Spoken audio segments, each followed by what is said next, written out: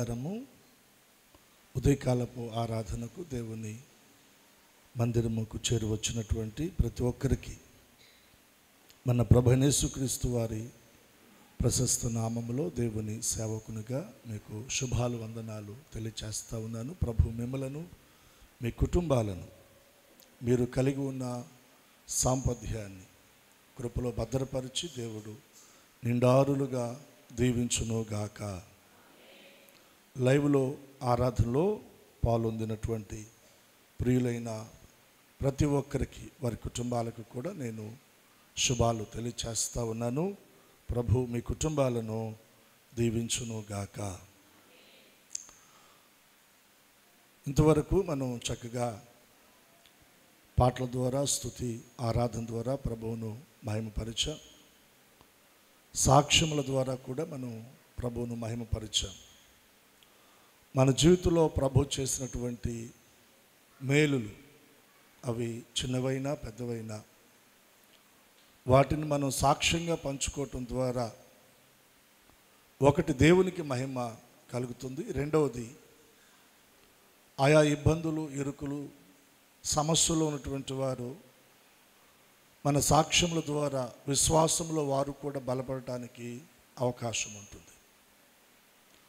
మరికొందరు దేవుని వైపు ఆకర్షించబడటానికి అవకాశం ఉంటుంది. కాబట్టి ఖచ్చితంగా మన జీవితంలో ప్రభువారు చేసినటువంటి మేలులు మనం సాక్ష్యంగా పంచుకునే వారంగా మనం ఉండాలి. ప్రభు చెప్పిన మాట, బూదిగాంతముల వరకు మీరు నాకు సాక్షులుగా ఉండండి అని. మనం మన గృహాలలో మన స్వజనుల మధ్యన బంధువుల మధ్యన స్నేహితుల మధ్యన మనం సాక్షులంగా దేవుని కొరకు మనం జీవించాలి. సంఘములో ఆత్మీయుల మధ్యన మనం దేవుని కొరకు సాక్షులుగా మనం నిలబడాలి. అదే సమయంలో సమాజంలో కూడా మనం పనులు చేసుకునే చోట కానీ, వ్యాపారాలు చేసుకునే చోట కానీ, ఉద్యోగాలు చేసుకునే చోట కానీ, మన ప్రయాణాల్లో కానివ్వండి, ఖచ్చితంగా మనం దేవుని కొరకు సాక్షులంగా మనం నిలబడాలి. అదే క్రమంలో దేవుడు మనకు అవకాశం ఇచ్చిన కొలది ఎంతవరకైనా మనం వెళ్ళి దేవుని కొరకు మనం సాక్ష్యం చెప్పగలగాలి. అట్టి కృప ప్రభు మనకు అనుగ్రహించునుగాక. ఆమేన్, ఆమేన్. ఈ సమయంలో మరి కొద్ది నిమిషాలు దేవుని మాటలు మనం ఆసక్తి కలిగి విందాం. పరిశుద్ధ గ్రంథమైన బైబిల్ తెరిచి ఆదికాండం, అందరూ కూడా బైబిల్ తెరిచి చూడండి. ఆదికాండం 26వ అధ్యాయం 23వ వచనం 24వ వచనం, ఈ రెండు వచనాల్లో ఉన్నటువంటి మాటలు మనం చదువుకుందాం. మీరు బైబిల్ తెరిచి చూడండి. ఆదికాండం 26వ అధ్యాయం 23, 24 వచనాలు. అక్కడ నుండి అతడు బెయేర్షెబాకు వెళ్ళెను. ఆ రాత్రియే యెహోవా అతనికి ప్రత్యక్షమై, నేను నీ తండ్రి అయిన అబ్రహాము దేవుడను, నేను నీకు తోడై ఉన్నాను గనుక భయపడకము. నా దాసుడైన అబ్రహామును బట్టి నిన్ను ఆశీర్వదించి నీ సంతానమును విస్తరింపచేసేదనని చెప్పెను. 25వ వచనాన్ని కూడా మనం గమనిస్తే, అక్కడ అతడు ఒక బలిపీఠము కట్టించి యెహోవా నామమున ప్రార్థన చేసి అక్కడ తన గుడారము వేసెను. అప్పుడు ఇసాకు దాసులు అక్కడ బావి త్రవిరి. ఈ వచన భాగాల్లో ఉన్నటువంటి మాటలను ప్రభు మనందరి వినికిడిలో దీవించునుగాక. అందరు గొంతులు వినబడేటట్టు చెప్పండి, ఆమేన్. చాలా సంతోషం. ఇసాకును గురించి కొన్ని మాటలు మనం ఇక్కడ చదువుతూ వచ్చాం. అబ్రహాము కుమారుడైనటువంటి ఇసాకును గురించి పరిశుద్ధాత్మదేవుడు చక్కటి మాటలు ఈ అధ్యాయంలో, ఈ వచనాలలో పొందుపరిచారు. ఈ 2-3 వచనాలలో 23, 24, 25 ఈ 3 వచనాల్లో పరిశుద్ధాత్మదేవుడు ఇసాకును గురించి అక్కడ వ్రాయించేటువంటి మాటల్లో ఈ ఉదయకాలపు ఆరాధనలో కొన్ని విషయాలు మనం ధ్యానం చేద్దాం. సాక్షాత్తు దేవుడే ఇస్సాకుతో మాట్లాడుతూ ఉన్నాడు. ఎలా మాట్లాడుతున్నాడు? యెహోవా అతనికి ప్రత్యక్షమై, నేను నీ తండ్రి అయిన అబ్రహాము దేవుడను, నీ తండ్రి అయిన అబ్రహాము దేవుడను, నేను నీకు తోడై ఉన్నాను గనుక భయపడకుము, నేను నీకు తోడై ఉన్నాను గనుక భయపడకుము, నా దాసుడైన అబ్రహామును బట్టి నిన్ను ఆశీర్వదించి నీ సంతానమును విస్తరింపచేస్తాను. ఒకటి, భయపడకు అంటున్నాడు. రెండు, ఆస్వాదిస్తాను అంటున్నాడు. మూడోది, విస్తరింపచేస్తాను అంటున్నాడు. వీటన్నిటినీ ఇస్సాకు జీవితంలో ఒక వాగ్దానంగా, అభయంగా దేవుడు మాట్లాడుతూ అంటున్నాడు, నేను నీకు తోడై ఉన్నాను, నేను నీకు తోడై ఉన్నాను, నేను నీకు తోడై ఉన్నాను కాబట్టి నువ్వు భయపడకు, భయపడకు. ఈరోజున మన జీవితంలో కూడా ఎన్నో రకాల భయాలు మనల్ని ఆవరించున్నాయి. ఎన్నో రకాల భయాలండి. కొన్నేమో మన ముందు ఉన్న పరిస్థితులు మనం ఇతరులకు చెప్పుకోగలుగుతున్నాం, కొన్నేమో చెప్పుకోలేక వాటిని మనసులోనే, హృదయంలోనే పెట్టుకొని మనం భయపడుతున్నాం. రకరకాల భయాలు, రకరకాల భయాలు. కొన్ని మాటలు వింటున్నప్పుడు ఆ మాటల ద్వారా మనకు కలుగుతున్న భయాలు, కొన్ని మనం ఎదుర్కొంటున్న సమస్యలు, ప్రతికూల పరిస్థితులు, వాటిని బట్టి భయాలు, మన ముందున్న భవిష్యత్తును గూర్చిన ఆలోచన మనం చేస్తూ ఉన్నప్పుడు అది మనకు అంధకారంగా, శూన్యంగా కనబడుతున్నప్పుడు దాని వలన కలిగే భయం. ఇలా మనం చెప్పుకుంటూ వెళితే చదువుల్లో, మనం చేసే పనులలో, వ్యాపారాల్లో, ఉద్యోగాల్లో, ప్రయాణాల్లో, పిల్లల విషయమై, ఆరోగ్య విషయంలో, ఇలా మనం ఎదుర్కొంటున్న అనేక సమస్యలను బట్టి మన హృదయం దేనితో నిండిపోయిందంటే భయముతో నిండిపోయిందండి. ఈ ఉదయకాల సమయంలో దేవుడు మనకు చెప్తున్న మాట ఏంటంటే, నేను నీకు తోడై ఉన్నాను, నీవు భయపడకుము, నేను నీకు తోడై ఉన్నాను, నీవు భయపడకు, నేను నిన్ను ఆస్వాదిస్తాను, నీ సంతానాన్ని నేను విస్తరింపచేస్తాను. ఎప్పుడైతే దేవుడి మాటలు చెప్పాడో వెంటనే ఇస్సాకు ఏం చేశాడంటే, అక్కడ బలిపీఠమును కట్టి ప్రార్థన చేసి అక్కడ గుడారాన్ని వేశాడు. ఇస్సాకు ఎక్కడ నివసించడానికి ఇష్టపడ్డాడంటే, దేవుడు తనతో మాట్లాడుతున్న ప్రదేశంలో ఇస్సాకు నివసించడానికి ఇష్టపడ్డాడండి. అక్కడే బలిపీఠాన్ని కట్టాడు, అక్కడే ప్రార్థన చేసుకున్నాడు, అక్కడే తన గుడారాన్ని వేశాడు. ఈరోజున ఒక ప్రశ్న, నీ గుడారము ఎక్కడ వేయబడింది? ఎక్కడ నువ్వు నివసిస్తున్నావు? దేవుడు నీతో మాట్లాడుతున్న ప్రదేశమేనా? లేదా ఒకవేళ దేవునికి దూరమై, లోకానికి దగ్గరై, లోక సంబంధమైన వాటికి ఆకర్షించబడి లోకంలో నీవు గుడారాన్ని వేసావా? ఎంత చక్కగా అక్కడ వ్రాయబడిందంటే, దేవుడు తనతో మాట్లాడిన చోట ఇస్సాకు అక్కడ బలిపీఠాన్ని కట్టాడంట, అక్కడే ప్రార్థన చేశాడంట. బలిపీఠాన్ని కట్టి ప్రార్థన చేసి అక్కడ గుడారాన్ని వేసుకున్నాడు, అక్కడ ఉండడానికి ఇష్టపడుతున్నాడు. గుడారం వేయటం అంటే అక్కడ నివసించడానికి ఇష్టపడుతూ ఉన్నాడు. మనం కూడా దేవుడు మనతో మాట్లాడుతున్న ప్రదేశంలో నివసించడానికి, దేవుని సన్నిధిలో నివసించడానికి మనం ఇష్టపడాలి, కోరుకోవాలి.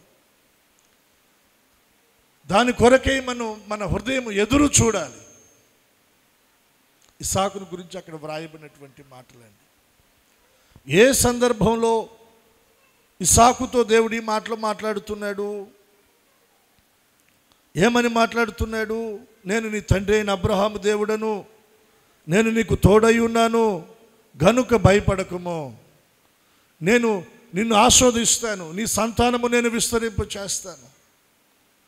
ఏ పరిస్థితుల మధ్యన ఇస్సాకుతో దేవుడు ఈ మాటలు మాట్లాడాడు అన్నది మనం ఆలోచన చేస్తే 16వ వచనం దగ్గర నుండి మనం చదువుకుంటూ రాగలిగితే, అబీమెలెకు, నీవు మాకంటే బహుబలము గలవాడవు గనుక మా యొద్ద నుండి వెళ్ళిపోమని ఇస్సాకుతో చెప్పగా, ఇస్సాకు అక్కడ నుండి వెళ్ళి గెరారు లోయలో గుడారము వేసుకొని అక్కడ నివసించెను.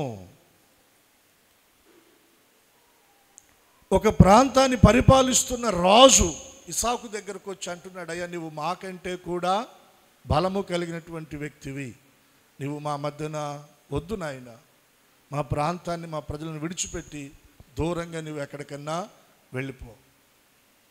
ఒక రాజు వచ్చి ఇస్సాకును బ్రతిమలాడుతున్నాడు. అబీమెలెకు రాజు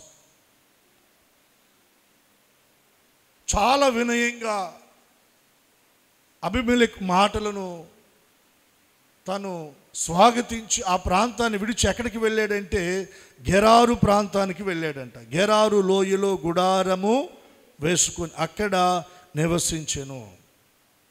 18వ వచనం, అప్పుడు తన తండ్రి అయిన అబ్రహాము దినములలో త్రవ్విన నీళ్ల బావులు ఇస్సాకు తిరిగి త్రవించెను. ఏలయనగా అబ్రహాము మృతి పొందిన తరువాత ఫిలిష్తీయులు వాటిని పూడ్చివేసిరి. అతడు తన తండ్రి వాటికి పెట్టిన పేర్లు చొప్పున తిరిగి వాటికి పేర్లు పెట్టెను. గెరారు ప్రాంతంలో ఆ లోయలో ఇస్సాకు తన గుడారాన్ని వేసుకొని నివసిస్తున్నాడు. అక్కడ తను నివసించడానికి తన జీవనం కొరకు నీటి అవసరత ఉంది కదా. ఆ ప్రాంతాన్ని గమనించినప్పుడు తన తండ్రి కాలములో అబ్రహాము కాలములో ఆ ప్రాంతంలో అబ్రహాము త్రవ్వించిన బావులుని అబ్రహాము తదనంతరము వాటిని ఫిలిష్తీయులు ఏం చేశారంటే మన్ను పోసి పూడ్చేశారు. ఆ బావులను పూడ్చేశారు. పూడ్చివేయబడినటువంటి ఆ బావులను ఇస్సాకు మరలా తిరిగి త్రవ్వించాడంట. తిరిగి మరలా త్రవ్వించినప్పుడు అక్కడ జలలు గల నీటి ఊటలను దేవుడు పుట్టించాడు. 2 చేతుల దేవునికి మనం స్తోత్రం చెల్లిద్దాం. బిగ్గరగా చెప్దామా? అంతవరకు బాగానే ఉంది. ఎప్పుడైతే అక్కడ మళ్ళా జలలు గల నీటి ఊటలు ఆ బావులలో పుట్టినవో అక్కడే సమస్య వచ్చింది. ఏంటి ఆ సమస్య? మీరు జాగ్రత్తగా దేవుని వాక్యాన్ని గమనించాలి. 19వ వచనం, మరియు ఇస్సాకు దాసులు ఆ లోయలో త్రవ్వగా జలలు గల నీళ్ల బావి దొరికెను. జలలు గల నీళ్ల బావి దొరికెను. నీరు మన దాహాన్ని తీరుస్తుంది కదా, మన దేహానికి శక్తి బలాన్ని ఇస్తుంది కదా. జలలు గల నీళ్ల బావి ఇస్సాకు దాసులు అక్కడ త్రవ్వగా అవి దొరికెను. ఏం జరిగింది అప్పుడు?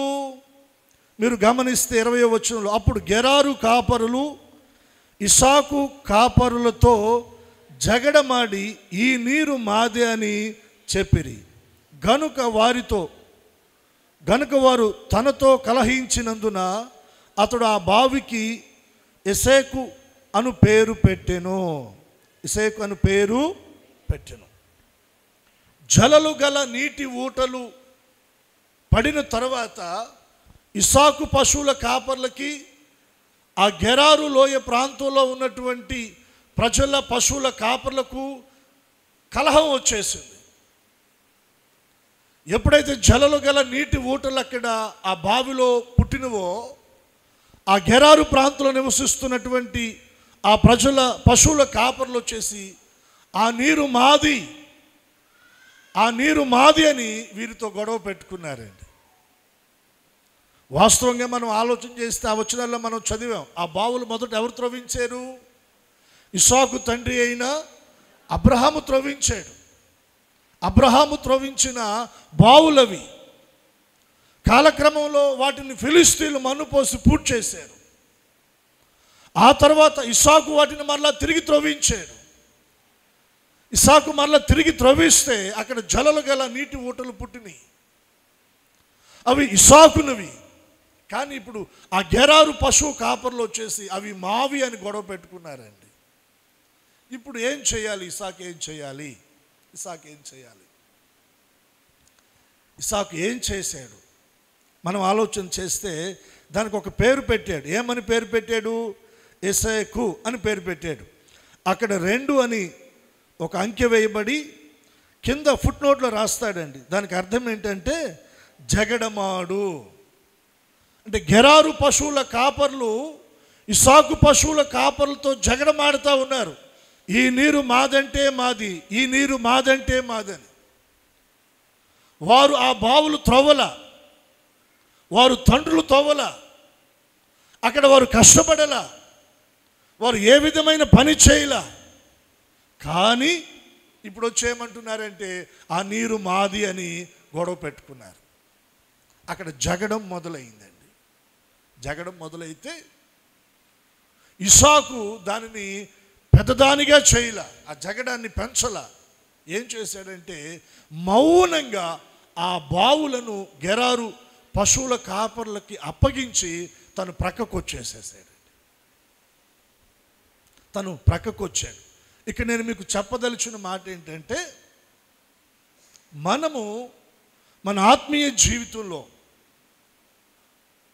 మన జీవన శైలిలో, మన కుటుంబ విధానములో, మనం చేసే పనుల దగ్గర కానీ, ప్రయాణాల్లో కానీ, వ్యాపారాల్లో కానీ నేను అంటాను జగడానికి కాస్తంత మనం దూరంగా ఉండాలి. జగడాన్ని మనం విడిచి ప్రక్కకు రావాలి. అర్థమైందా? ఒకసారి 2 చేతులు ఎత్తి స్తోత్రం చెప్పండి. ఆ గెరారు పశువు కాపర్లతోటి ఇస్సాకు గొడవ పెంచుకోలా. ఏం మాట్లాడుతున్నారు మీరు? చరిత్ర తీయండి, ఆధారాలు వెతకండి, ఈ బావులు ఎవరు త్రవ్వారనేది నిర్ధారణ చేద్దాం. ఈ ప్రాంతంలో మా తండ్రి నివసించిన కాలంలో నా తండ్రి అయిన అబ్రహాము త్రవ్వించాడు, దానికి ఇదిగో ఆధారాలు ఉన్నాయి అని రుజువుల కోసం వెళ్ళలా. ఇస్సాకు రుజువుల కోసం వెళ్ళలేదండి.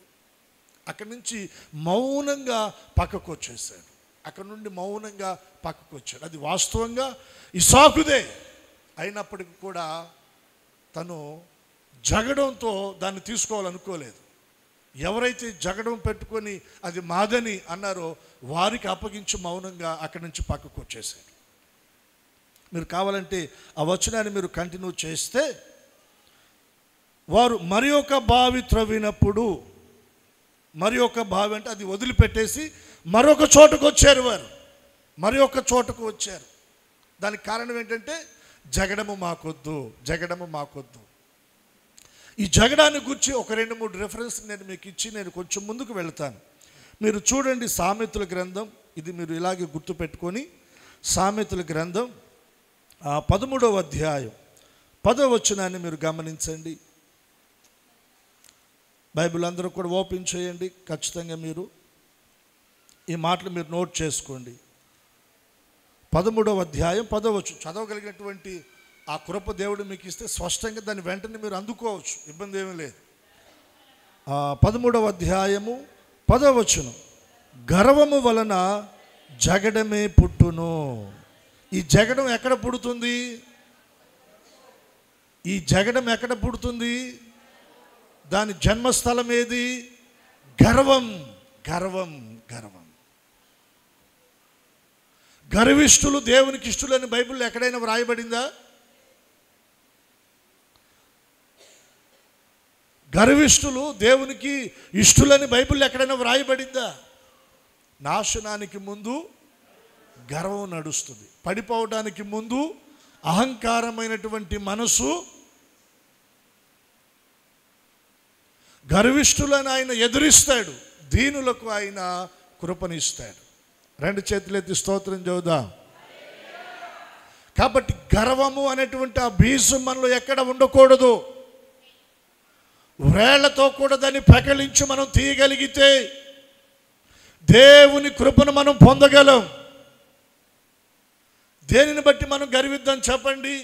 అందాన్ని బట్టా, ఆరోగ్యాన్ని బట్టా, బలాన్ని బట్టా, ధనాన్ని బట్టా, ఆస్తిపాస్తులను బట్టా? ఇవేవైనా మన జీవితంలో శాశ్వతంగా మనల్ని అంటిపెట్టుకొని ఉంటాయా? ఆరోగ్యం ఉంటుందా? అందం ఉంటుందా? ఆస్తిపాస్తులు ఉంటాయా? అధికారం ఉంటుందా?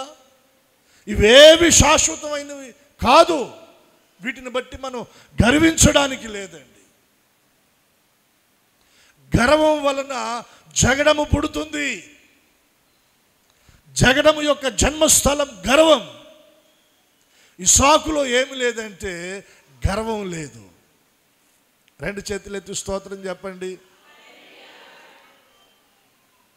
మొదట నా తండ్రి త్రవ్వించాడు, తర్వాత ఫిలిస్తీన్లు పూర్తి చేశారు, నేను మరలా త్రవ్వించాను, ఇప్పుడు వాళ్ళు వచ్చి మాది అంటున్నారు. తీసుకొని ఏమైంది? మౌనంగా పక్కకు వచ్చాడు.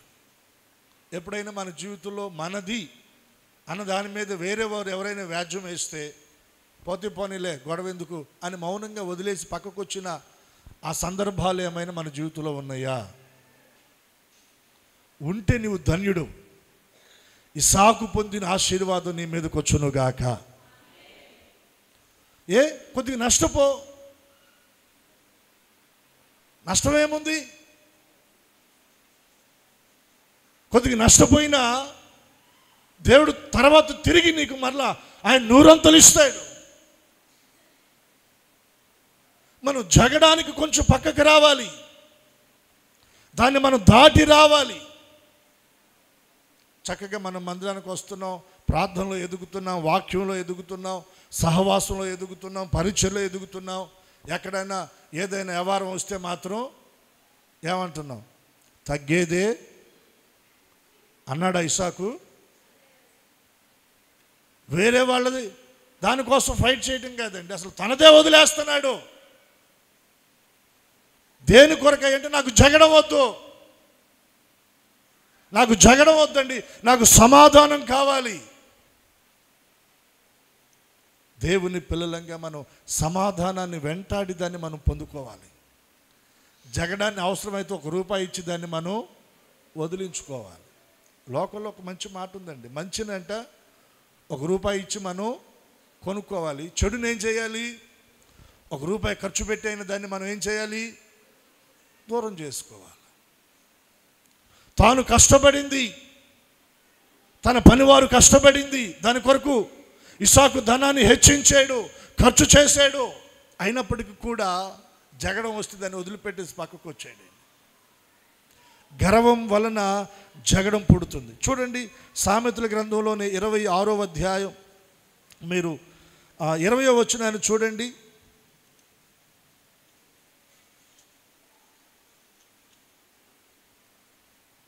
20వ వచనం. కట్టెలు లేని ఎడల అగ్ని ఆరిపోవును, కొండెగాడు లేని ఎడల జగడము చల్లారును. కట్టెలు లేకపోతే అగ్ని ఏమవుతుంది చెప్పండి? ఆరిపోతుంది. కొండిగాడు లేకపోతే అంటే ఏదైనా ఇద్దరి మధ్యన ఒక చిన్న ప్రాబ్లం వచ్చి వారు ఏదో కాస్త మాట ఘర్షణ పెరుగుతుంది అనుకోండి, మధ్యలో ఎవడో ఒకడు ఎంటర్ అవుతాడు.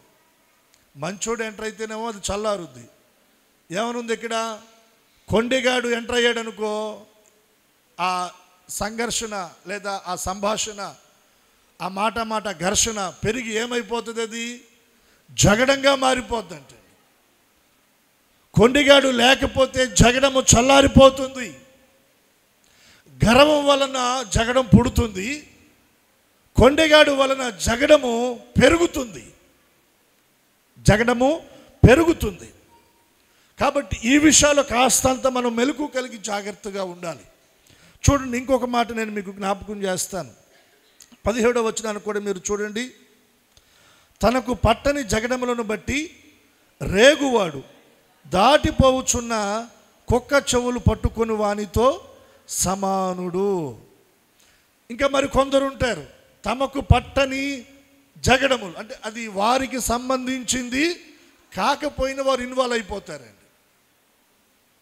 ఎందుకు అవుతారో అర్థం కాదు. అటువంటి వాని గూర్చి దేవుని వాక్యం ఏమంటుందో తెలుసా? దాటిపోవచ్చున్న కుక్కను, దాటి వెళ్ళిపోతున్న కుక్క దగ్గరికి వెళ్ళి దాని చెవులు పట్టుకున్న వానితో సమానం. దారిని అది వెళ్ళిపోతూ ఉంది, వెళ్ళనివ్వకుండా దాని చెవులు పట్టుకుంటే ఏం చేస్తుంది? అది కరుసుద్దా లేదా? కొందరు పరిస్థితి అలా ఉంటుందండి. కాస్తంత మీరు జాగ్రత్తగా ఉండాలని నేను ఈ విషయాల్లో దేవుని వాక్యాన్ని మీ ముందుకు తీసుకొని వస్తూ ఉన్నాను. జగడం వలన మనకు నష్టమే కలుగుతుంది, లాభం కలగదు. జగడంలో నుండి బయటికి రావడానికి ఒకవేళ నువ్వు ఏదైనా కొద్దిగా నష్టపోయినా దేవుడు దాన్ని తిరిగి మరలా నీకు ఆయన ఇస్తాడు. చూడండి, ఇంకొక మాట నేను మీకు జ్ఞాపకం చేస్తున్న సామెతల గ్రంథంలో నుండి 3వ అధ్యాయం 30వ వచనం చూడండి.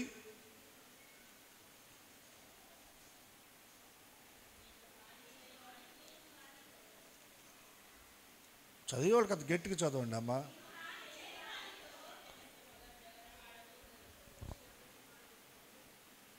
మూడు 10 చూడండి, 3:30 నేను చదువుతాను, మీరు జాగ్రత్తగా వినండి. చదువుదామా వద్దా అన్నట్టు మీరు చదివితే అది ఎలా ఉంటుందంటే, నీకు హాని చేయువానితో నిర్నిమిత్తముగా జగడమాడవద్దు, బలత్కారము చేయువాని చూచి మత్సరపడకు. బలత్కారము చేయువాని చూచి మత్సరపడకు.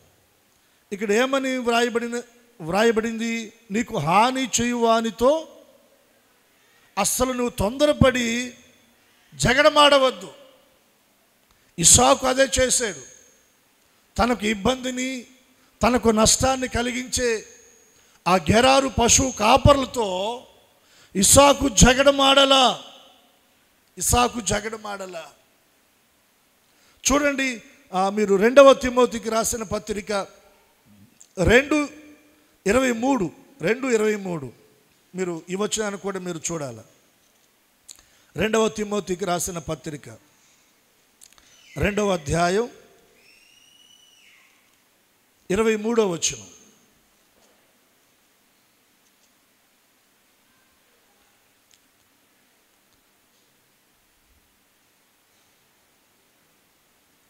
నేర్పులేని మూడుల వితర్కములు జగడములను పుట్టించునని ఎరిగి అట్టి వాటిని ఏం చేయాలా?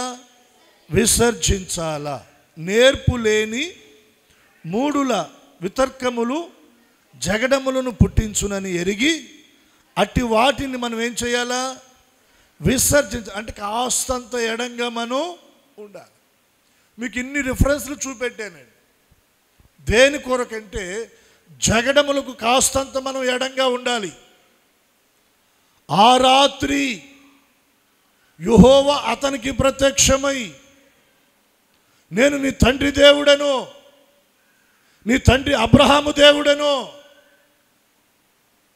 నేను నీకు తోడై ఉన్నాను, భయపడకము, నేను నిన్ను ఆస్వాదిస్తాను, నీ సంతానము నేను విస్తరింప చేస్తానని దేవుడు అభయం ఇచ్చి మాట్లాడుతున్నాడు. ఏ రాత్రి? అతడు జగడముల విషయంలో కాస్తంత ఎడంగా ప్రక్కగా వచ్చినప్పుడండి. జగడాలలో ఉన్నప్పుడు కాదు, జగడాలను విసర్జించాడు. దాని విషయంలో తాను కాస్తంత నష్టపోవడానికి కూడా ఇష్టపడ్డాడు. తనది అయినప్పటికీ కూడా తను వదిలిపెట్టుకున్నాడు. అలా వదిలిపెట్టుకున్న ఇస్సాకుతో దేవుడు అభయం ఇచ్చి మాట్లాడుతున్నాడు. ఈ రోజున ఒకవేళ నువ్వు జగడాలకి కాస్తంత పక్కకు రాగలిగితే నిశ్చయముగా దేవుడు నీకు తోడై ఆయన నిన్ను ఆశీర్వదించునుగాక. నీ సంతానమును దేవుడు విస్తరింప చేయునుగాక. లేదు నాకు జగడాలు కావాలి, గొడవలు కావాలి, కబుర్లు కావాలంటే చేయగలిగేదేమీ లేదు. జగడాలలో ఉన్నటువంటి వారికి దేవుడు తోడై ఉంటానని ఆయన అక్కడ చెప్పలా. జగడాలను విడిచిపెట్టి పక్కకు వచ్చిన ఇస్సాకుతో దేవుడు ఈ మాట మాట్లాడుతూ ఉన్నాడు. మన దేవుడు కూడా జగడమాడే దేవుడు కాదండి. మీరు ఆ వచనాన్ని మత్తయి సువార్త 12వ అధ్యాయము 19వ వచనంలో మీరు ఆ వచనాన్ని మీరు చూడగలరు. మత్తయి సువార్త చూడండి, 12వ అధ్యాయము 19వ వచనం. ఈయన జగడమాడడు, కేకలు వేయడు, వీధులలో ఈయన శబ్దం ఎవ్వనికిని ఎక్కడ వినబడదు? వీధులలో ఈయన శబ్దము ఎవనికి వినబడదు. ఆయన కేకలు వేయడు, ఆయన జగడమాడడు. ఎవరి గురించి ఈ మాటలు వ్రాయబడ్డాయి? ప్రభు అయిన యేసుక్రీస్తు వారిని గురించి ఈ మాటలు వ్రాయబడ్డాయి. రెండు చేతుల దేవునికి మనం బిగ్గరగా స్తోత్రం చెల్లిద్దాం. బిగ్గరగా మరొకసారి. యేసు ప్రభు మనకు మాదిరి. ఆయన జగడమాడడంట, అరవడంట, కేకలు వేయడంట. మౌనంగా ఆయన భరిస్తాడంట. వదకు తేబడు గొర్రె పిల్లవలే, బొచ్చు కత్తిరించువాని ఎదుట గొర్రె మౌనంగా ఉన్నట్లుగా ఆయన మౌనంగా ఉన్నాడు.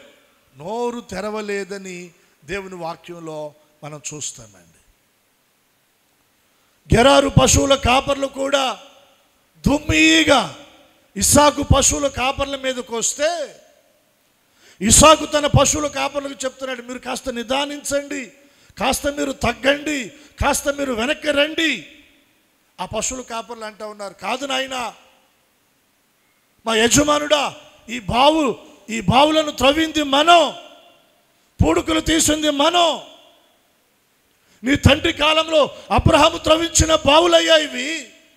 ఇప్పుడు వీళ్ళెవరో వచ్చి మావంటే మనం ఎందుకు తగ్గాలి? ఎందుకంటే మనం దేవుణ్ణి నమ్ముకున్నవారు. రెండు చేతులు ఎత్తి స్తోత్రం చెబుదాం. ఎందుకంటే కాస్త మనం ప్రార్థనకి వెళుతున్నాంగా, దేవుణ్ణి బట్టి తగ్గాలి, దేవుని వాక్యాన్ని బట్టి తగ్గాలి, దేవుని పిల్లలం కాబట్టి మనం తగ్గాలి. తగ్గినవాడు ఎప్పుడు పాడైపోడు, చెడిపోడండి. తను తగ్గించుకున్నవాడు దేవుని వాక్యం అంటా ఉంది, దేవుడు వారిని హెచ్చిస్తాడంట. రెండు చేతులు ఎత్తి స్తోత్రం చెప్పండి. ఈ రోజున నీ హృదయంలో ఒకవేళ జగడం అన్నది గతంలో ఉంటే దాన్ని సంపూర్ణంగా నీవు పక్కన పెట్టేసి జగడానికి కాస్తంత ఎడంగా రావడానికి ఒక తీర్మానం నీవు చేయగలిగితే, ఇస్సాకుతో దేవుడు మాట్లాడినట్లు దేవుడు నీతో కూడా మాట్లాడుతున్నాడు. నేను నీకు తోడై ఉంటాను, భయపడకు, నేను నిన్ను ఆస్వాదిస్తాను, నీ సంతానమును నేను విస్తరింపచేస్తాను. రెండు చేతులైతే బిగ్గరగా దేవునికి స్తోత్రం చెల్లిద్దాం. చూడండి, మరలా ఆదికాండం 26వ అధ్యాయం దగ్గరికి మరలా మనం వద్దాం. రెండవ విషయాన్ని ఇక్కడ మనం గమనిద్దామండి. 21వ వచనం, వారు మరి ఒక బావి త్రవ్వినప్పుడు దాని కొరకును జగడమాడిరి గనుక దానికి సిత్నా అను పేరు పెట్టెను. ఏం పేరు పెట్టాడంట? సిత్నా. అక్కడ 3 అనేసి కింద ఫుట్ నోట్లో రాస్తాడు. ఏమంటాడంటే సిత్నా అనగా విరోధము. ఏంటి చెప్పండి? విరోధము. ఇది రెండవ పర్యాయం త్రవ్వించిన బావి. అక్కడ కూడా వచ్చేసారు వారు, ఇది కూడా మాదే అన్నారు. ఇస్సాకు పశువుల కాపర్లు మరలా వారి మీదకి గొడవకి కాళ్ళు దువ్వబోతుంటే ఇస్సాకు వారిని నివారించి అంటున్నాడు, దానికి ఒక పేరు పెట్టేశాడు, సిత్నా అని. అక్కడి నుండి కూడా ఆయన మౌనంగా పక్కకి వచ్చేసాడు. మామూలు విషయం అండి. ఇందాక అది మీదంటే ఇచ్చేసాం, మరలా ఇప్పుడు మేము ఇక్కడ త్రవ్వుకున్నాం, మళ్ళీ ఇది కూడా మాదంటారేంది అని కనీసం ఒక మాట కూడా వారికి విరోధంగా మాట్లాడలేదండి. దానికి ఆ పేరు పెట్టి మౌనంగా పక్కకు వచ్చాడు, సిత్నా అని. ఆ పేరుకి అర్థం ఏంటంటే విరోధము. ఇస్సాకు ఎవరిని ఉద్దేశించి విరోధంగా మాట్లాడడానికి ఎక్కడ కూడా ఇస్సాకు తొందరపడలేదండి. ఏమవ్వలేదు చెప్పండి? ఇస్సాకు తొందరపడి విరోధంగా మాట్లాడడానికి సాహసించి ముందుకు రాలా. ఒక్కోసారి మనం చాలా తొందరగా మాట్లాడేస్తాం. దేవునికి విరోధంగా మాట్లాడతాం, అధికారులకు రాజులకు విరోధంగా మాట్లాడతాం, పెద్దలకు విరోధంగా మాట్లాడతాం, తల్లిదండ్రులకు విరోధంగా మాట్లాడతాం, మన ఇష్టం వచ్చినట్లు మాట్లాడతామండి. అయితే ఈ ఉదయకాలపు ఆరాధనలో చక్కటి మాదిరి మనకు ఇస్సాకు. ఏ విషయంలో అంటే విరోధముగా మాట్లాడటానికి ఇస్సాకు అక్కడ తొందరపడలేదు. అతడు అక్కడ నుండి కూడా నెమ్మదిగా ప్రక్కకు వచ్చేసాడండి. నెమ్మదిగా ప్రక్కకు వచ్చేసాడు. ఈరోజున మన పరిస్థితి ఎలా ఉంది? దేవునికి విరోధంగా ఒకవేళ మన పనులు ఉన్నాయా, మన మాటలు ఉన్నాయా, మన ఆలోచనలు ఉన్నాయా? ఒకవేళ అలా ఉంటే వాటిని ఇప్పుడే మనం విడిచిపెట్టాలి. కొన్ని విరోధమైనటువంటి కార్యాలు నేను మీకు జ్ఞాపకం చేసి కొంచెం ముందుకు వెళ్తాను. మీరు చూడండి, లేవీకాండం 26వ అధ్యాయం 21వ వచనాన్ని మీరు గమనించాలి. లేవీకాండం 26వ అధ్యాయం 21వ వచనం మీరు చూడండి. తన ప్రజలతో దేవుడు ఇక్కడ మాట్లాడుతున్న విధానం మనకు కనబడుతుందండి. మీరు నా మాట విననొల్లక నాకు విరోధముగా నడచిరి. విరోధముగా ఏం చేశారంటే మీరు నా మాట విననొల్లక నాకు విరోధముగా నడిచిన ఎడల నేను మీ పాపములను బట్టి మరి 7 మిమ్మును బాధించెదను. 7 బాధ దేనికి వస్తుందండి? దేవుని మాట వినక విరోధంగా మనం నడిచినప్పుడు బాధ వస్తుంది. చాలామంది వారి జీవితాల్లో ఎదుర్కొంటున్న ఆ బాధలు, కష్టాలు, ఆ బలహీనతలు, అనారోగ్య పరిస్థితులు, సమస్యలు ఎందును బట్టి అని వారు ఖచ్చితంగా దేవుని దగ్గర ప్రార్థన చేసుకుంటే ఖచ్చితంగా తెలియచేయబడతాయి. దానికి మూలం ఉంటుంది, ఖచ్చితంగా ఉంటుంది. ఎక్కడో వారు దేవుని మాట వినకుండా విరోధంగా నడిచినటువంటి వారు. దేవుడు ఆయా సందర్భాల్లో ఆయా పరిస్థితుల మధ్యన దేవుడు ఖచ్చితంగా మనతో మాట్లాడతాడు. మనం ఎలా నడవాలో, మనం ఎలా ప్రవర్తించాలో, మనం ఎలా జీవించాలో, మనం ఎలా మాట్లాడాలో, మన దృష్టి ఎలా ఉండాలో ఖచ్చితంగా దేవుడు మనకు తెలియచేస్తాడు. దేవుని మాట మనం పక్కన పెట్టి దేవునికి విరోధంగా మనం నడిస్తే దీవించబడగలమా? ఆస్వాదించబడగలమా? మనం సమాధానాన్ని పొందగలమా? దేవుని కృపను పొందగలమా? ఎలా సాధ్యమవుతుంది? దేవునికి విరోధంగా నడిచిన ఎడల 7 బాధ వస్తుందండి. చూడండి, ఇంకొక మాట నేను మీకు జ్ఞాపకం చేస్తాను. సంఖ్యాకాండం 12వ అధ్యాయం మీరు తీయండి, బైబిల్స్ తీయండి. సంఖ్యాకాండం 12వ అధ్యాయం 1వ వచనం తీశారా బైబిల్ మీరు? 12వ అధ్యాయం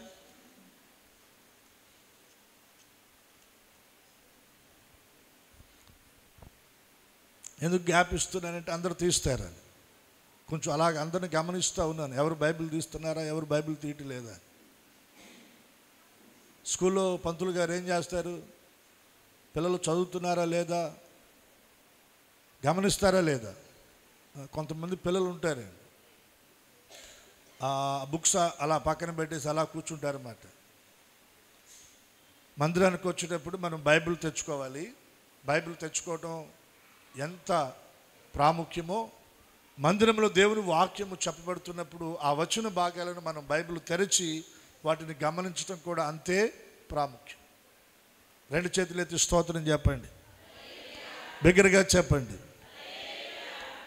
సో పంతులు గారి స్థానంలో నేను ఉన్నాను, స్టూడెంట్స్ స్థానంలో మీరు ఉన్నారు కాబట్టి నేను మిమ్మల్ని అబ్జర్వేషన్ చేసి మిమ్మల్ని చక్కగా దేవునిలో, ఆత్మీయతలో, భక్తిలో మిమ్మల్ని నడిపించేటువంటి ఆ విధానములో కాస్తంత బాధ్యతలు తీసుకోక తప్పదు. దేవునికి మరొకసారి 2 చేతులు ఎత్తి స్తోత్రం చెప్పండి.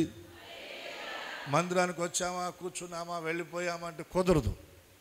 దానివల్ల మనకు ఉపయోగం ఉండదు. ఖచ్చితంగా దేవుని మాటలు వింటున్నప్పుడు ఏదో ఒక మాట ద్వారా మన హృదయం తాకబడాలి. దేవుని వాక్యం మన హృదయాన్ని తాకినప్పుడు ఒక ధైర్యం, ఒక నెమ్మది, ఒక సమాధానం, ఒక ఆదరణ, ఒక హెచ్చరిక, ఒక సరి చేసుకోవటం, ఒక దిద్దుబాటు ఖచ్చితంగా మనలో జరగాల.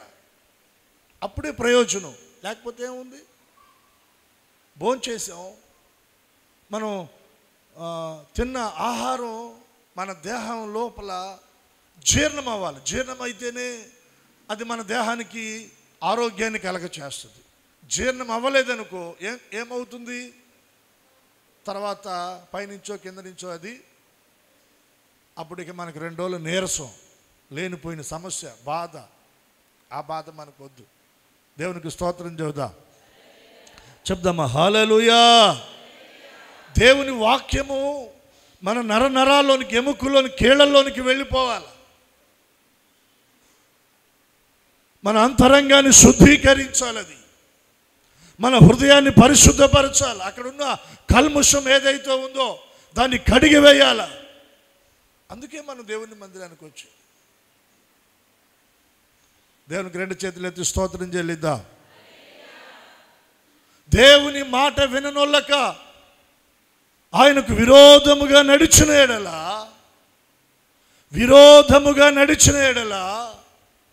ఏడంతుల బాధలు ఉన్నాయి, కానీ దీవెనలు లేవు. ద్వితోపదేశకాండం 28వ అధ్యాయంలో అంటాడు కదా, ఆయన మాట వినినప్పుడు ఎన్ని ఆశీర్వాదాలు ఉన్నాయి. అక్కడ కొక్కొలల ఆశీర్వాదాలు అక్కడ మనం చూస్తామండి. ఇక్కడ సంఖ్యాకాండము 12వ అధ్యాయము మీరు బైబిల్ తెరిచి చూడండి. మోషే కూషు దేశపు స్త్రీని పెండ్లి చేసుకుని ఉండెను గనుక అతడు పెండ్లి చేసుకుని ఆ స్త్రీని బట్టి మిరియాము అహరోనులు అతనికి విరోధముగా మాటలాడిరి. వారు మోషే చేత మాత్రమే యెహోవా పలికించిన, ఆయన మా చేతను పలికింపలేదా అని చెప్పుకొనగా యెహోవా ఆ మాట వినెను. యెహోవా ఆ మాట వినెను. ఏ మాట విన్నాడు ఆయన? మోషేకు విరోధముగా మిరియాము అహరోను మాట్లాడుకున్న మాటలు దేవుడు విన్నాడు. ఇక్కడ మీరు గమనించవలసిన విషయం ఏంటో తెలుసా? ఎవరికి విరోధంగా మనం మాట్లాడకూడదు. సేవకులకు విరోధంగా మాట్లాడకూడదు. తల్లిదండ్రులకు విరోధంగా మనం మాట్లాడకూడదు. పెద్దలకు విరోధంగా మనం మాట్లాడకూడదు. నాయకులకు విరోధంగా మనం మాట్లాడకూడదు. అధికారులకు, రాజులకు విరోధంగా మనం మాట్లాడకూడదండి. చట్టానికి విరోధంగా మనం మాట్లాడకూడదు. దేవుని వాక్యానికి విరోధంగా మనం మాట్లాడకూడదు. విరోధంగా మనం మాట్లాడుతున్న మాటలను ఎవరు వింటున్నారు? దేవుడు వింటున్నాడు.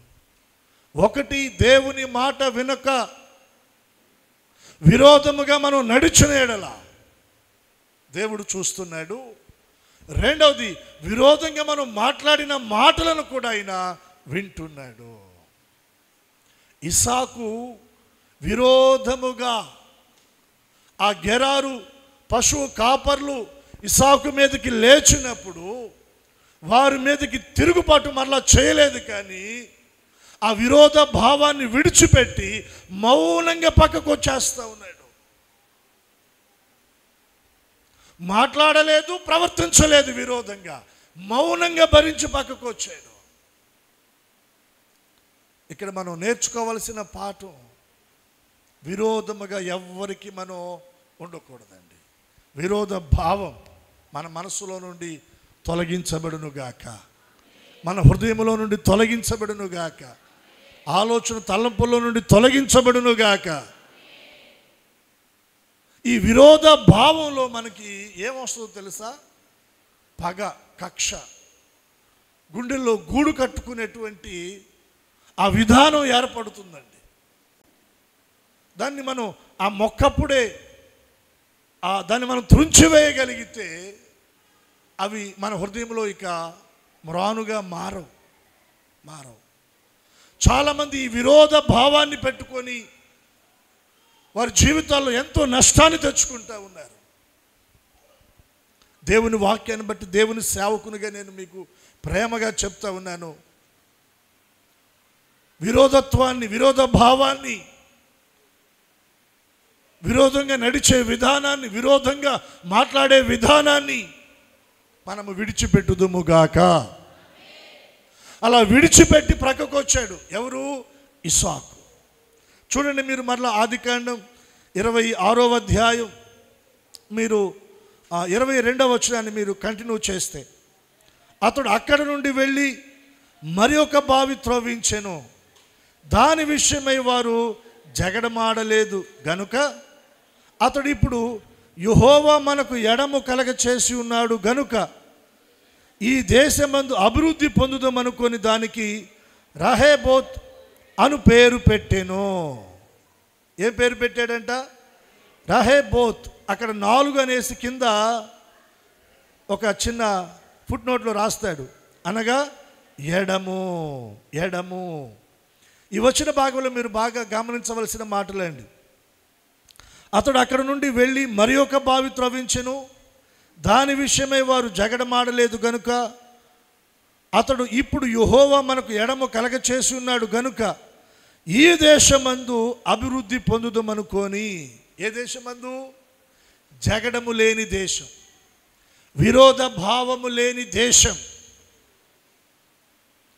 ఎడము అనగా ప్రత్యేకించబడుట, జగడములో నుండి ప్రత్యేకించబడుట, విరోధ భావంలో నుండి ప్రత్యేకించబడుట, పోట్లాట్లు, గొడవలు, అలరితో కూడిన ఆటపాటలు, చెడుతనము, వీటన్నిటిలో నుండి కాస్తంత ఎడముగా ప్రత్యేకంగా ఇస్సాకు వచ్చేసాడండి. వచ్చి అంటున్నాడు, ఖచ్చితంగా దేవుడు ఇక్కడ నన్ను ఏం చేస్తాడంటే అభివృద్ధి చేస్తాడు. చప్పట్లు కొట్టి దేవుని నామాన్ని కనపరుద్దా. నీ అభివృద్ధి ఎక్కడుందో తెలుసా? నీ క్షేమం ఎక్కడుందో తెలుసా? అది నీ చేతుల్లోనే ఉంది. నువ్వు జగడాల్లో నుండి కాస్త బయటికి రా, విరోధ భావంలో నుండి కాస్త పక్కకు రా, ప్రత్యేకించబడు, వేరు చేయబడు, దేవుని సన్నిధిలో నిలువు. దేవుడు నిన్ను అభివృద్ధి చేస్తాడు. దేవుడు నిన్ను వృద్ధిలోకి తీసుకొస్తాడు. చిన్నదానికి పెద్దానికి కాలు దూవుతావు, కయ్యానికి రెడీ అంటావు, నీకు సంబంధించినవి కాకపోయి నువ్వు ఏలు పెడతావు. అటువంటి వాడిని గురించి దేవుని వాక్యం ఏమంటా ఉంది? దాటిపోవచ్చున్న కుక్క చెవులు పట్టుకొని కదిలించిన వానితో వాడు సమానం. ఎందుకు? మనకు సంబంధించింది కాని దానిలో మనం జగడంలో దూరటం దేనికి? మనం దీవించబడాలి, మనం అభివృద్ధి చెందాలి. ఈ విషయంలో అవసరమైతే జగడాన్ని మానుకోవడానికి కొద్దిగా నష్టపో, పర్వాలేదు. విరోధ భావంలో నుంచి బయటికి రావడానికి కొద్దిగా నష్టపో, పర్వాలేదు. దేవుడేమి నిన్ను విడిచి పెట్టడండి. అక్కడ నుండి పక్కకు వచ్చి మరలా బావి త్రవ్వితే అక్కడ కూడా జలలు గల నీటి ఊటలు మరలా పుట్టినాయి. అక్కడ ఎవరు రాలేదంట. అప్పుడు అనుకున్నాడు, దేవుడు వారికి మనకి ఏం చేశాడు? ఆయన ఎడం కలగ చేశాడని దానికి ఆ పేరు పెట్టాడు. ఏమని పేరు పెట్టాడు? రహేబోత్ అని. అంటే దేవుడు ఇక్కడ నన్ను కాస్తంత ప్రత్యేకించాడు, ఇక జగడాలు లేవు, విరోధ భావాలు లేవు. దేవుడికి నన్ను ఏం చేస్తాడు? అభివృద్ధి చేస్తాడు అని పేరు పెట్టుకొని ఆ బావికి అక్కడ ప్రార్థన చేసుకుంటా ఉంటుంటే ఆ రాత్రి ఇస్సాకుతో దేవుడు మాట్లాడుతున్నాడు. 2 మాటలు చెప్పి నేను ముగించేస్తానండి. ఏ రాత్రి అంటే, నువ్వు జగడం పెట్టుకొని, గొడవ పెట్టుకొని, నోరు పారేసుకొని, ఇష్టం వచ్చినట్టు మాట్లాడి ఇంటికి వచ్చి స్తోత్రం, హల్లెలూయా హల్లెలూయా, ప్రభా యేసు రక్తం అంటే ఆ రాత్రి మాట్లాడతాడు దేవుడు? మాట్లాడతాడా? చెప్పండి. మాట్లాడు. నిజమండి. వారి మీదకి వీరి మీదకి కయ్యానికి విరోధ భావంతో లేచి వెళ్ళి గొడవ పెట్టుకొని నీవే విరోధ భావాన్ని పెంచుకొని, కక్ష పెంచుకొని, కసి పెంచుకొని, వాటిని గుండెల్లో అలా గూడు పెట్టుకొని ఆ రాత్రి వచ్చి ప్రార్థన చేసుకుంటే దేవుడు నీతో మాట్లాడతాడా? ప్రియమైన నా బిడ్డ, జగడం బాగా ఆడావు, విరోధ భావం బాగా పెంచుకున్నావు, ఇదిగో నేను నీకు తోడుగా ఉంటాను, భయపడకో, రేపు మరలా వెళ్ళు అని చెబుతాడు దేవుడు? అంటాడా? నీ ఓర్పుని దేవుడు పరీక్షిస్తున్నాడు, నీ సహనాన్ని దేవుడు పరీక్షిస్తున్నాడు. లోకం వేరు, దేవుని పిల్లలంగా మనం వేరు. లోకానికి అది తగుద్ది, మనకది తగదు. జగడంలో అక్కడ ఇస్సాకు మెల్లగా పక్కకు వచ్చాడు. వద్దు, నాకు జగడం వద్దని పక్కకు వచ్చాడు. విరోధ భావంలో నుండి పక్కకు వచ్చాడు. విరోధ భావాలు నాకు వద్దు, విరోధంగా నేను నడవను, విరోధంగా మాట్లాడను, దుష్కారణంగా నేను మాట్లాడి వాళ్ళని నేను తక్కువ చేయను, నాకొద్దు ఆ విరోధం, నాకొద్దు ఆ జగడాలు, నాకొద్దని పక్కకు వస్తే అక్కడ దేవుడు శ్రేష్టమైన బావిని ఇస్సాకు కొరకు దేవుడు ఏం చేశాడు? సిద్ధపరిచాడు. దానికి ఒక చక్కగా పేరు పెట్టుకున్నాడు, ఎడము, దేవుడు నన్ను ప్రత్యేకించాడని. ఏమంటున్నాడు ఇక్కడ? దేవుడు నన్ను అభివృద్ధి చేస్తాడు అని ప్రార్థన చేసుకుంటుంటే ఆ రాత్రి ఇస్సాకుతో దేవుడు మాట్లాడుతున్నాడు. ఏమని మాట్లాడుతున్నాడు? నీ తండ్రి దేవుడని నేను, అబ్రహాము దేవుడను, నేను నీకు తోడై ఉన్నాను, భయపడకు. అయ్యో నా కష్టార్జితం, అయ్యో నా పనివారు త్రవ్విన బావులు అనవసరంగా వదిలిపెట్టానని చింతపడమాకు, భయపడమాకు, వాటికి మించి నేను నీకు ఇస్తాను. హల్లెలూయా చెప్దామా? హల్లెలూయా. వాటికి మించి దేవుడు అంటున్నాడు ఇస్సాకు, నేను నీకు ఇస్తాను, నేను నిన్ను ఆస్వాదిస్తాను, నీ సంతానాన్ని నేను విస్తరింపచేస్తాను. ఎంతగా ఇస్సాకును దేవుడు దీవించాడో తెలుసండి. చూడండి అక్కడ, అంతటా అబీమెలెకును అతని స్నేహితుడైన అహుజాతును అతని సేనాధిపతి అయిన ఫికోలును గెరారును అతని యొద్దకు వచ్చిరి. ఇస్సాకు, మీరు నా మీద పగబట్టి మీ యొద్ద నుండి నన్ను పంపివేసిన తర్వాత ఎందు నిమిత్తము నా యొద్దకు వచ్చి ఉన్నారని వారిని అడగగా, వారు నిశ్చయముగా యెహోవా నీకు తోడయుండుట చూచితిమి గనుక. చప్పట్లు కొట్టి దేవుని నామాన్ని కనపరుద్దాం. ఎవరెవరు వచ్చారు? అబీమెలెకు అతని స్నేహితుడైన అహుజత్, సేనాధిపతి అయిన ఫికోలు. ఈ దేశంలో గొప్పవారండి. రాజు, అతని స్నేహితుడు, అతని సేనాధిపతి, వీరందరూ కలిసి ఇస్సాకు దగ్గరకు వచ్చి ఇస్సాకుతో మాట్లాడుతూ ఉన్నారు. ఇస్సాకు అంటున్నాడు, మీరు వెళ్ళగొట్టారు, నేను వచ్చేసాను పక్కకి, మరలా వచ్చారు ఎందుకు నాయన అంటే, వాళ్ళు అంటున్నారు, అయ్యా మేము గమనించింది ఏంటంటే దేవుడు నీకు తోడై ఉన్నాడు.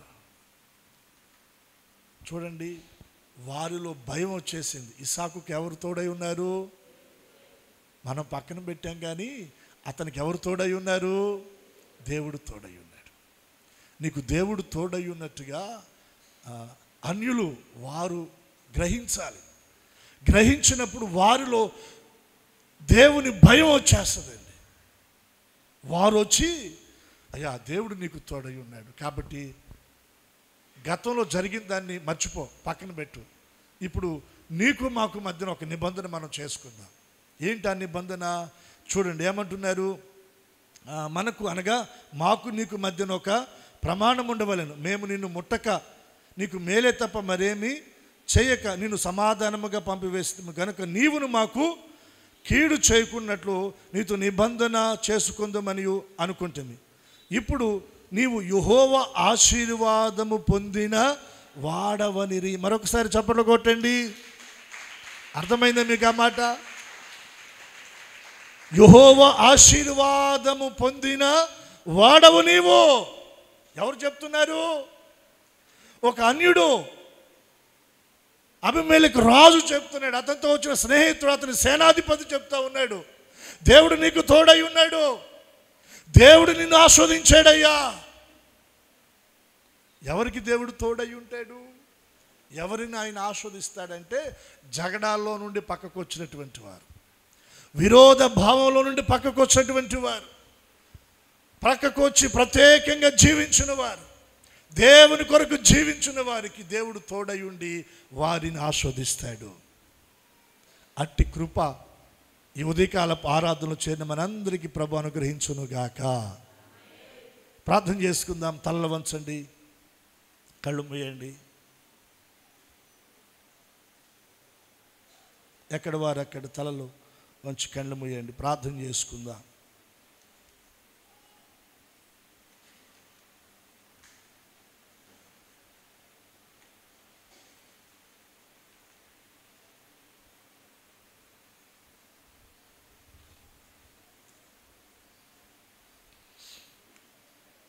ఒకటి రెండు నిమిషాలు ఎవరికి వారు ప్రార్థన చేసుకోండి. ఇస్సాకుకు ప్రత్యక్షమై దేవుడు అంటున్నాడు, నీ తండ్రి అయిన అబ్రహాము దేవుడను నేను నీకు తోడై ఉన్నాను, భయపడకము, నేను నిన్ను ఆస్వాదిస్తాను, నీ సంతానాన్ని విస్తరింపచేస్తాను, నీ సంతానాన్ని నేను విస్తరింపచేస్తాను. దేవుని సన్నిధిలో భయభక్తులతో ప్రార్థన చేసుకుందాం. విన్న వాక్యము మన హృదయంలో నెమరు వేసుకుంటూ ఒక తీర్మానంతో ప్రభు దగ్గర ప్రార్థన చేసుకుందాం. ఇస్సాకు త్రవించిన బావుల విషయంలో గెరారు పశువుల కాపర్లు వచ్చి జగడం పెట్టుకున్నారు. ఇస్సాకు వారితో జగడం ఆడలేదు, కానీ ఆ బావులు వారికి అప్పగించి పక్కకు వచ్చాడు. మరొక చోట బావులను త్రవిస్తే మరలా వచ్చి విరోధాన్ని పెట్టుకున్నారు, అక్కడ విరోధ భావాన్ని పెట్టుకున్నారు. అక్కడ నుండి కూడా ఇస్సాకు పక్కకు వచ్చాడు. అక్కడ మరలా ఇంకొక బావి త్రవిస్తే అక్కడ జలలు గల నీటి ఊటలు దేవుడు ఇస్సాకుకి ఇచ్చాడు. దేవుడు వారికి మనకి మధ్యన ఎడము కలగ చేశాడని, దేవుని స్తుతించి అక్కడ దేవుడు తను అభివృద్ధి చేస్తాడని సంతోషించి అక్కడ ప్రార్థన చేసుకున్నాడు. అక్కడ దేవుడు ఇస్సాకుతో మాట్లాడాడు. ఈ రోజున నీ జీవితంలో జగడాలు ఉన్నాయా? విరోధ భావాలు ఉన్నాయా? అల్లరితో కూడిన ఆటపాటలు, కక్ష సాధింపులు, వీటన్నిటిని విడిచిపెట్టగలిగితే దేవుడు నీకు తోడై ఉంటాడు. దేవుడు నిన్ను ధైర్యపరుస్తాడు. ఆయన నిన్ను ఆస్వాదిస్తాడు. నీ సంతానాన్ని విస్తరింపచేస్తాడు. విడిచిపెట్టడానికి, ప్రక్కకు రావడానికి ఒక తీర్మానం ప్రభు దగ్గర చేసుకో. ప్రభు నీ జీవితంలో అద్భుతాన్ని చేస్తాడు. ప్రార్థన చేసుకుందా. పరిశుద్ధ తండ్రి, మీకు వందనాలు, స్తోత్రాలు చెల్లిస్తున్నా. ఈ దినాన్ని మీరు మాతో మాట్లాడుతూ వచ్చిన మాటలు మా హృదయాల్లో ఫలభరితముగా చేయండి.